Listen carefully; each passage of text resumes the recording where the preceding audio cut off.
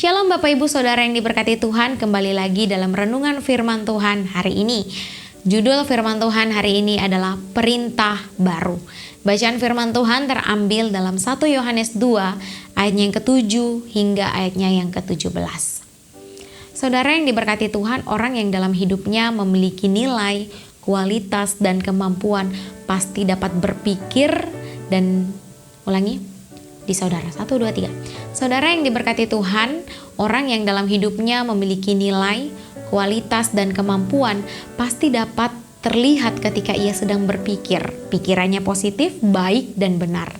Perkataan-perkataan yang ia keluarkan memberkati dan membangun orang-orang yang mendengarkannya. Dan pasti ketika ia melakukan sesuatu, hasilnya berguna bagi dirinya dan juga bagi orang lain. Firman Tuhan yang hari ini jadi perenungan kita adalah hidup dalam perintah baru ketika kita telah mengalami kasih Tuhan Yesus sebagai juru selamat kita. Firman Tuhan dalam 1 Yohanes 2 ayat 7-17 berbicara tentang firman Tuhan yang sudah dikenal dan diterima oleh pembaca surat dan tentunya kita dalam konteks masa kini.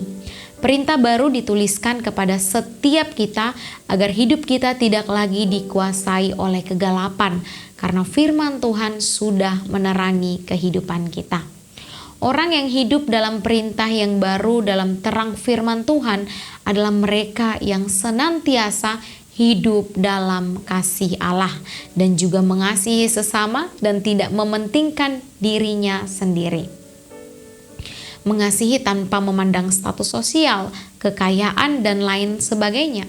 Sebab kasih dari Allah bukan yang bersifat mementingkan diri sendiri. Firman Tuhan dalam 1 Yohanes 4 ayatnya yang ke-8 berkata, "Barang siapa tidak mengasihi, ia tidak mengenal Allah, sebab Allah adalah kasih." Yesus adalah kasih dan di dalam kehidupannya, Yesus mengajarkan bahwa kita harus saling mengasihi terhadap sesama sekalipun terhadap mereka yang membenci setiap kita. Bahkan firman Tuhan berkata bahwa kita harus berdoa bagi mereka.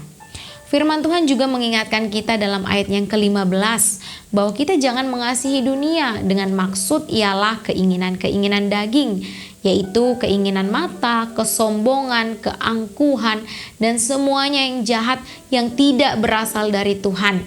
Harus kita pikirkan kembali untuk melawan dan menolak itu semua masuk di dalam kehidupan kita. Yesus yang sudah mati di atas kayu salib memberikan kehidupan kepada setiap kita, bukan untuk kita nikmati sendiri, melainkan untuk sesama dan juga kemuliaan Dia. Biarlah setiap kita dalam kehidupan kita dimampukan untuk hidup dalam perintah yang baru, untuk saling mengasihi dan meneladani Kristus. Amin. Tuhan memberkati kita dengan firman-Nya.